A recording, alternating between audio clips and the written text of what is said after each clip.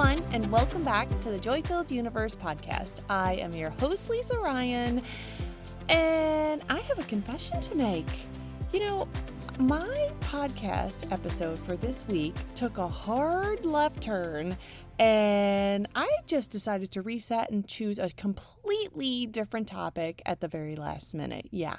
So all of my podcast episodes are literally guided by my intuition or the universal nudge that gives me the creative energy to build content. And I'm just going to say that I always have my ideas in mind. I even have a dedicated journal that has tons of episode thoughts and suggestions that I continuously contribute to. Yet I am typically very open each week because if I don't feel inspired, I don't feel creative, and if I don't feel creative, I can sit for hours and not come up with any content that I like. So for this week, I was all set to create an outline that was going to be all about being happy for other people and the power that we gain from this action and feeling state. But when I sat down to get started on my draft, I thought for a bit,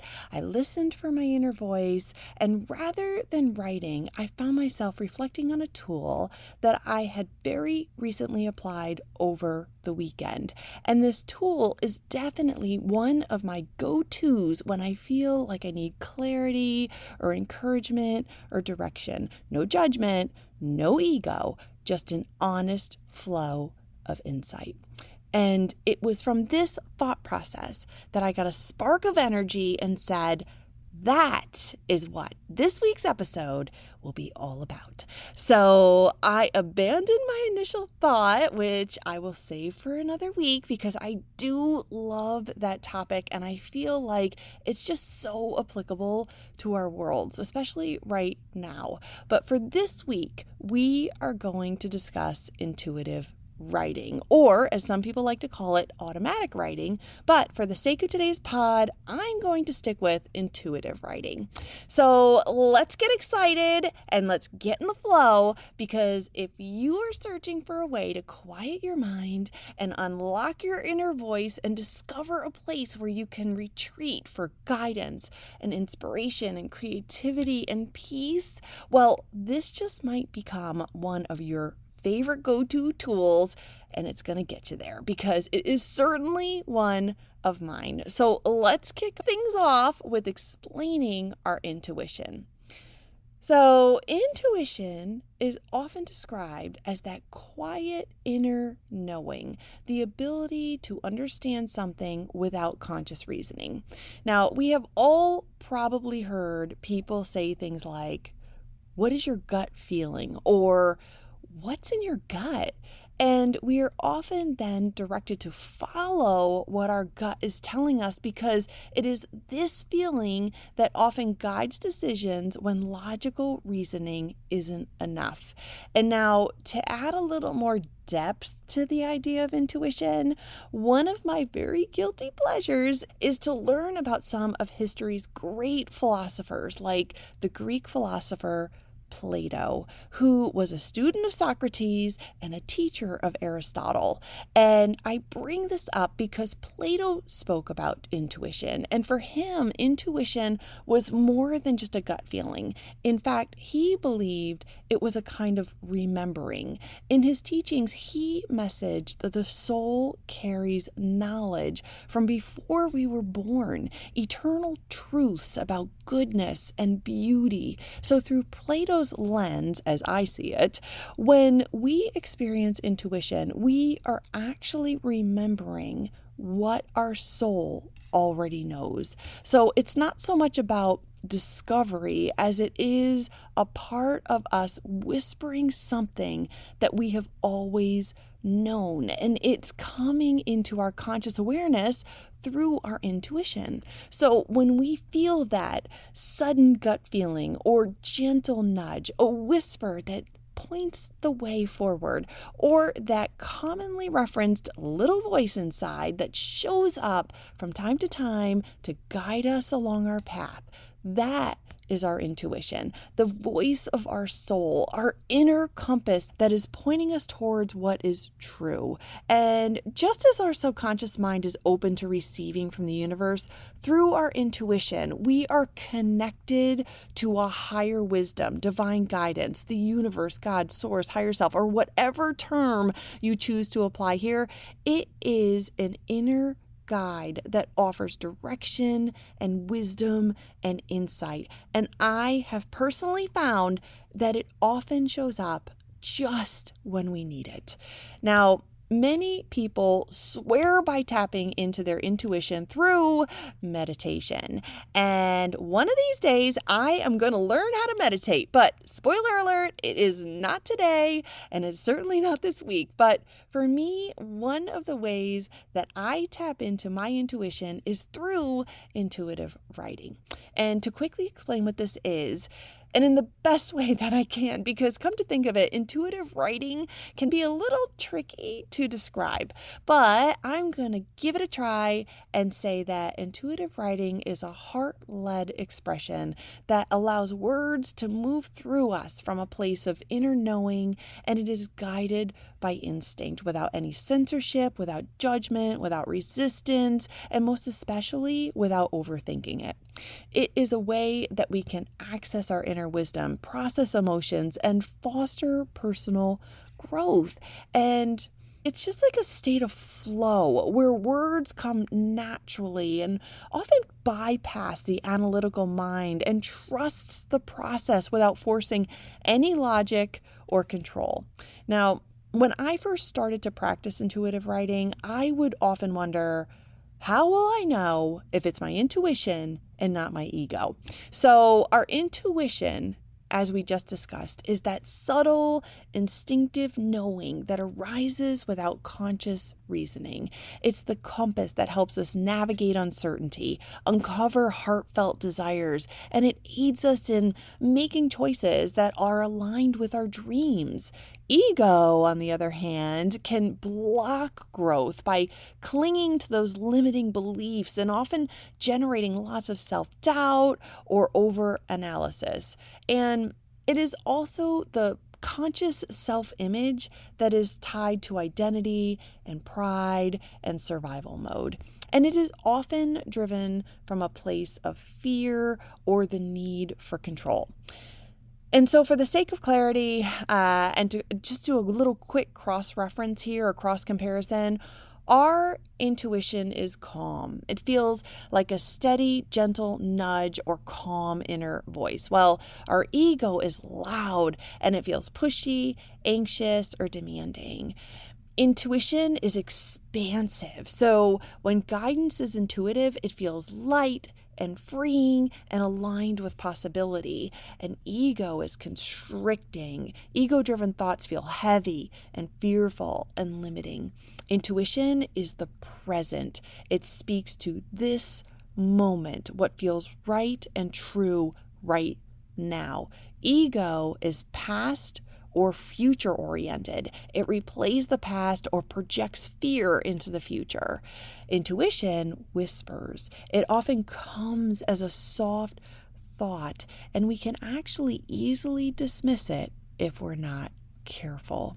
Ego, it shouts, and it tries to control the conversation in our head. So when we are engaged with intuitive writing, our job here is to notice the difference. When our words feel like they're flowing with ease, offering surprising insights, or even comforting us, that is intuition. When our words feel like they are looping in fear and criticism or judgment, that is most definitely our ego. And so to put a bow on it here, intuition is rooted in truth, ego is rooted in illusion. Okay, so we have explained intuition, the feeling and flow of intuitive writing, and most importantly, the difference between intuition and ego. So now let's talk about how to do intuitive writing.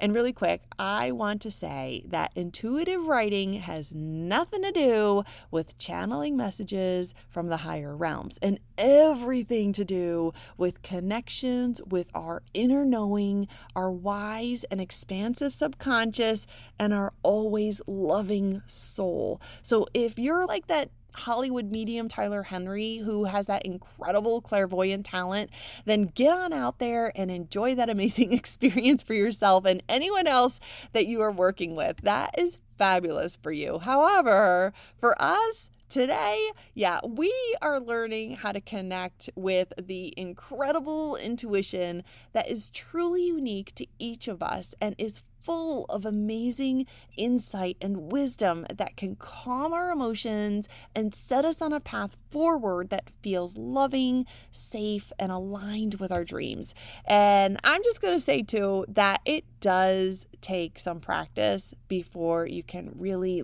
ride that intuitive wave. And for me, the practice largely came with my need to quiet my mind so that I could hear my soul speak. But once you get the hang of it, I know you are going to love it. It becomes like that new best friend when needing a boost of confidence or looking for that beautiful shining North Star. So how do we actually practice this incredible tool? Well, here we go. I'm going to break it down in steps. So first, find a pen and paper or journal or favorite keyboard that makes all the best keystroke clicks when you're typing along. However we choose to capture our words, just make sure that it feels engaging and something that we enjoy holding in our hands. And then create a calm environment, nothing chaotic going on around us, and make sure it's free of all distractions, along with feeling like a welcoming place where we can be left to focus on only ourselves. And now, if we really want to level up here, maybe play some light music, set up an oil diffuser with some really lovely rose-scented oil, and perhaps a cup of herbal tea nearby, and take some big, super deep cleansing breaths and find that personal space of just relaxing calm. And if by chance you happen to be one of those gifted humans who knows how to meditate, or if you do any kind of yoga, you certainly will have a leg up here, because I am going to believe that this calming process is very similar. All right, now when we have our writing tools and have found ourselves into a peaceful environment, the next part is the really fun part, and that is setting our intentions or deciding upon what our focus area or areas are going to be. Where do we feel like we need some guidance? So perhaps ask yourself some questions like, what do I most need to know today? Or what step will bring me closer to alignment? Or even, what do I need to know that can bring me to the awareness and knowing that everything is always working out for me? And while we get clear on our focused intention or intentions, you don't have to just stick to one here. It's important to release expectations. Let go of needing it to make sense. Intuition often comes in fragments or phrases that can reveal meaning later. So don't try to control the message. Don't expect a narrative, even if it does show up as a narrative. Just release those expectations. Just let go of that control. And when we are thinking of our focus area and allowing ourselves to stay in a calm, peaceful, and open space, all of a sudden, words will start to flow. And when they do, allow yourself to just write continuously. Don't stop to edit. Keep the pen moving or fingers typing on the keyboard, because allowing this free flow helps bypass the ego's interference. And as we write, the tone of the message should feel gentle and wise and even surprising in an extra comforting and exciting kind of way. And when we are in this sweet spot, we have connected with our remarkable intuition. And if for some fleeting reason you start to come up with a tone that feels maybe a little harsh or fear-based, well, then that's the ego who's likely sneaking in and looking to crash the party. And if that's the case, then go back to quieting your mind, which, by the way, is where our ego loves to hang out. And lastly, like all practices that are about mindfulness and connecting with our subconscious, our hearts, and our souls, be sure to close out the writing session with gratitude. Thankful for our intuition, thankful for the universal wisdom, and thankful for the ability to connect to our subconscious minds and our souls, which provide a level of clarity that is specific and aligned to who we truly are at our core. And so there we are. That's it. That is intuitive writing. So now I would be remiss if I did not give you a few examples. And I am going to first give you one that comes from a journal that I kept when I lived in Texas and became homesick and wanted to return to Northern Virginia. So my focus area here was returning home to Northern Virginia. And I had to quiet my mind significantly because I had so much worry about how this was ever going to happen for me. But when I chilled myself out and was open to receiving my free flow of writing, some of the wise words that came up for me were this, and I'm going to read it to you. So it goes like this. Lisa Ann Marie, why are you concerned about this wish to return home? You know that you have learned that everything you desire and are open to receiving comes into your reality. So why would this be any different? You have asked the universe to take you back to Virginia. So be happy and keep your light shining as bright as the sun, because you will soon be on your way. And now that journal entry, it continued for a little bit longer, but you get the gist here. And I can still remember the peace that came over me when I read those words back to myself. And I read them over and over. And as a matter of fact, I'm not going to lie here, I still get a little misty-eyed when I read it now, because it was not that long ago that I was in that place. And I remember those words. They made me feel better. I felt hopeful. I felt aligned. I felt confident that my intentions were focused in a direction that was meant for me and my highest good. And guess what? When I was talking to my boss at headquarters shortly after writing this, I felt my inner voice say, tell them that you want to go home. Let them know how you feel. And I followed that voice and I did it. And they actually received it very graciously. And shortly after that discussion, a detail opportunity that would bring me back to Northern Virginia presented itself. And I certainly expressed interest. And soon after, I was given the opportunity to return home. Just like that. So our intuition, it keeps us on track. It keeps our energy in a state that aligns to the energy we want to attract. And when we are hopeful and trusting, manifestations come to us at a very rapid pace. So when you experience this firsthand, I'm telling you, it is truly incredible. And now, I want to add that sometimes these intuitive messages aren't long. They can be super succinct, yet super meaningful. So, for example, say that the intention is, what do I need to know about this decision I'm trying to make, right? From our intuitive writing, we may receive the words such as, you already know the answer. Trust and choose the path that feels lighter and ignites a spark of joy. Now, another example could be, let's say that an intention is about work and the stress and anxiety that has been felt about a particular task that has been underway. And we say something like, why am I feeling so much stress about this activity? And from our intuitive writing, we may receive words such as, you are so bright and talented, and you know that you have the ability to accomplish whatever goal you set for yourself. So you are not afraid of failure.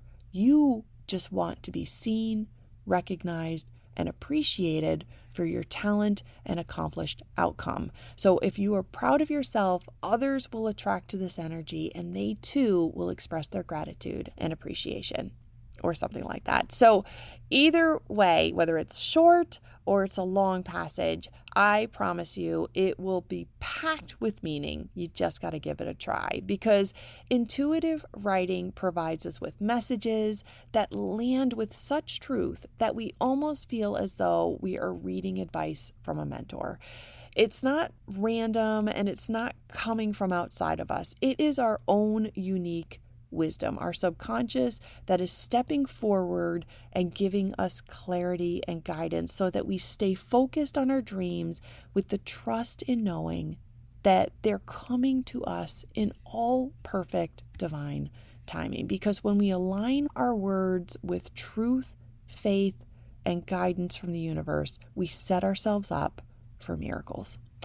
So there you have it. Intuitive writing. Oh, so if you are searching for that extra vote of confidence from the universe, give intuitive writing a try. Remember, it takes a little practice, so don't get discouraged.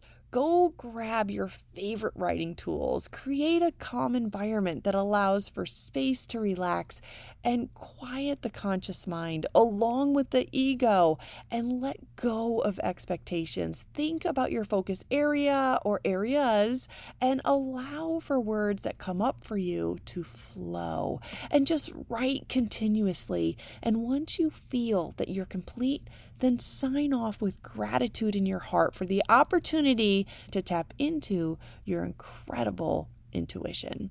And remember, every word that we allow to flow from within us is a reminder that we are connected to ourself, to the universe, and to the path of our dreams. Trust what comes through, because the love-based messages of our intuition will never lead us astray. And on that note, I'm going to give us another quote from the Greek philosopher Plato, and it goes like this: "At the touch of love, everyone becomes a poet," which I believe is fitting here, because when love is present and we are open, we awaken our natural voice.